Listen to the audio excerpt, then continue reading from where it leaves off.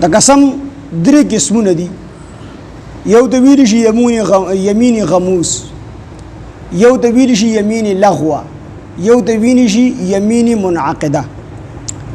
یمین غموس هغه قسم د ویل شي چې یو کس په ماضی کې قسم وکړي، چې تیر شوی زمانہ باندې قسم وخوري چې قسم دې چې دا پلان کې کار ما نه دی کړی او دا کار کړی وي او د ته پته وي چې ما دا کار کړی دی، خو په دروغ باندې قسم وخوري چې قسم دې ما پرون دا کار نه دی کړی یا بل ورځ مې نه دی کړی یا تیر کال مې نه دی کړی، خو په ماضی باندې قسم وخوري او د ته پته چې دا قسم په دروغ باندې خورم، دې ته ویل شي یمین غموس.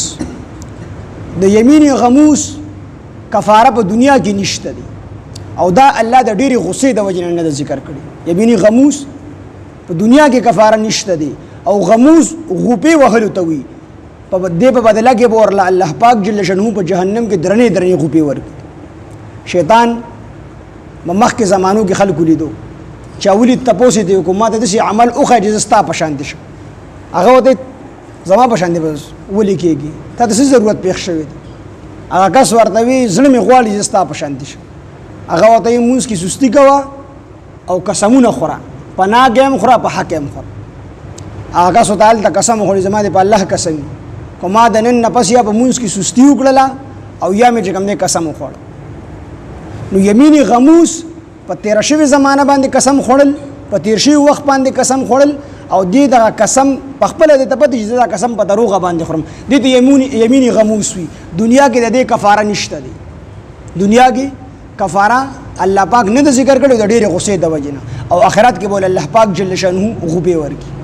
هو یو سړی یو قسم داسې وخوري د ته پته چې ما دا قسم په دروغه خوړلی دی، په تېره شوې زمانه کې مې خوړلی دی، نو استغفار دی وي، توبه استغفار دی د الله نه غواړي، الله به یې معاف کړي، خو آینده لپاره بیا داسې نه کړي. خو که یو سړی عادت جوړ کړي نو بیا به الله دکه غوپې په جهنم کې ورکړي، ځکه دې ته یمین غموس وي او غموس غوپې ورکولو ته وي، مطلب یې دا دی چې الله بدله په جهنم کې غوپې ورکړي. نو دا یو قسم دی د قسم چې په تېره شوې زمانه کې وخوري او د ته پته چې دا قسم زه په دروغه باندې د یمین غموس وي. دویم یمین لغوه.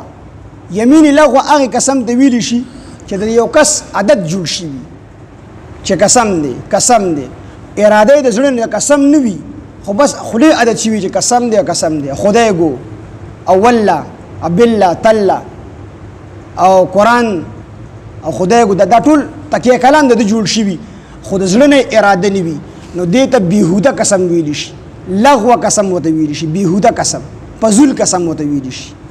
نو د دې کفاره نشته دی، د دې کفاره نشته. البته دا کار غلط کار دی، دا پرې خودل پکار دی، داسې کار دی نه کی. یا یو کس چې کوم دی د لرې نه را روان دی او دوی دا پلان کې مثال زم عباد الله را روان دی ډېر لرې د زمانه او قسم پې وخورم چې قسم دی چې عباد الله را روان دی، خو زما زړه کې دا ده چې دا عباد الله را روان دی، خو چې کله را ورسېدو عباد الله نو دا ما خو چې قسم خوړو نو زړه کې زه په خپله په رښتونې یم چې دا زما ګمان ده چې دا عباد الله را روان دي، خو زه خطا شوم نو دې ته یمین لغوه ویلی شي. یا چې کوم دی یو معتمد سړی راغی او ما ته ووایي چې یو کس دی هغه د حج نه راغلی دی، مثال په طور سلیمان د حج نه راغلی دی، دې حقیقت کې نه دی راغلی د حج نه، خو ما ته چا یو خاص سړی راته ووایي، دې سړي راته ووایي چې هغه دروغ نه وي، هغه راته ووایي چې دا سلیمان د حج نه راغلی دی، او بل یو کس راغی ما ته ووایي چې سلیمان د حج نه دی راغلی، زم چې قسم دی سلیمان د حج نه راغلی. نو دا قسمه قسم چې زه په خپل قسم کې په خپل نیت باندې رښتونی یم، دا یمین لغوه دی. نو په داسې قسمه قسمونو باندې کفاره نشته دی، ګناه پې نشته دی، خو پرېښودل پکار دی، عادت جوړول نه دي پکار، او په قسمونو کې ډېر احتیاط پکار دی. دریم یمین منعقده دی. نو یمین منعقده چې دی نو په دې کې کفاره شته دی. یمین منعقده هغه قسم دی چې په آینده زمانه کې د یو کار په کولو باندې یا په نه کولو باندې قسم وخوري. مثال زم کو سبا ما دا پلان کې کار وکړو نو قسم دې زه به دا پلان کې کار نه کوم، یا قسم دې زه به دا پلان کې کار کوم، قسم دې پلان کې کار به کوم یا چې کوم دې دا پلان کې کار به نه کوم. نو کو داسې قسمه قسم چا مات کو نو د هغې بیا کفاره ده. داسې قسمه قسم دې ته یمین منعقده وي، داسې قسمه قسم کفاره ده.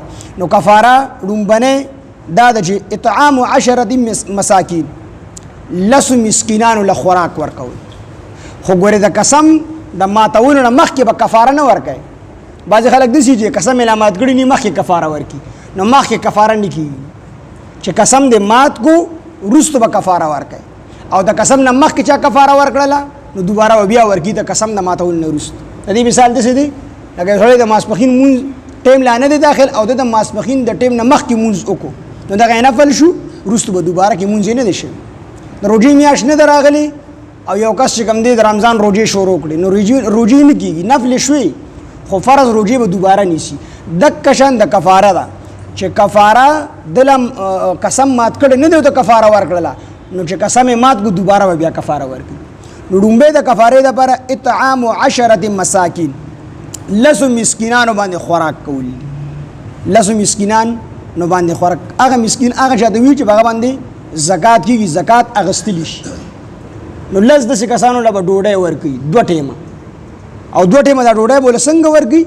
درمیانه طعام بوله ورکوي چې کوم دی په خپلو بچو باندې عام ته ورخوري، خو په مړه ګېډه به لسو مسکینانو له 2 ټیمه خوراک ورکوي. چرګانه ګډان بول نه حلالي چې کوم خوراک دی عام طور په خپلو کورونو یې دقه بوله ورکوي، خو 2 ټیمه ماسپښین او ماښام. یا کو دغه نشي کولی نو لسو مسکینانو له به په باندې 2 کیلو غنم ورکوي. نو اومې چې کوم دی کفاره ادا شوله. کو دا نه وي نو بیا او کسوتهم بیا د چې کوم دی کپړې ورکوي. لسو مسکینانو له د کپړې والي نو چې نارینه یې هغې له به صرف کمیس او پرتوګ اخلي، او کو زنانه له اخلي نو بیا به ورله سره لوپټه هم اخلي چې انسان به پټېږي، ستر به پټېږي، انسان به پټېږي. نو لسو مسکینانو له به کپړې اخلي.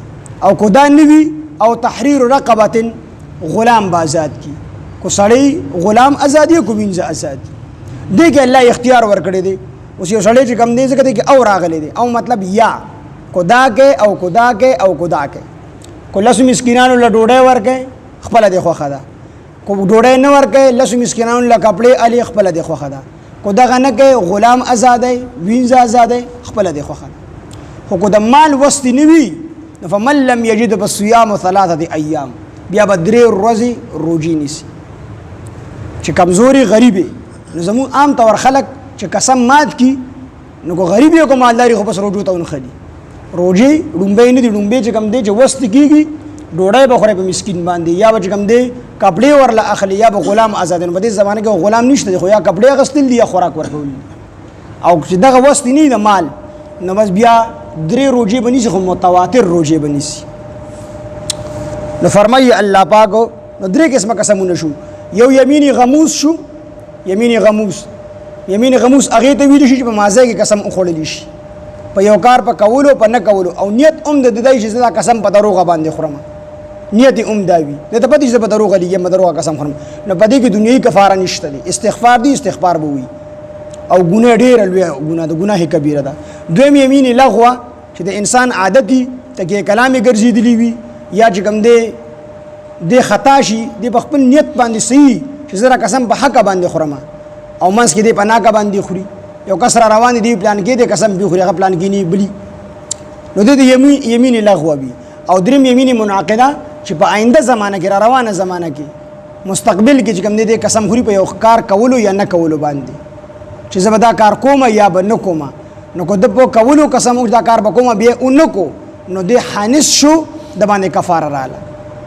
دا 3 قسمه قسمونه دي او قسم نه حد تر وسه پوری ځان ساتل پکار دي.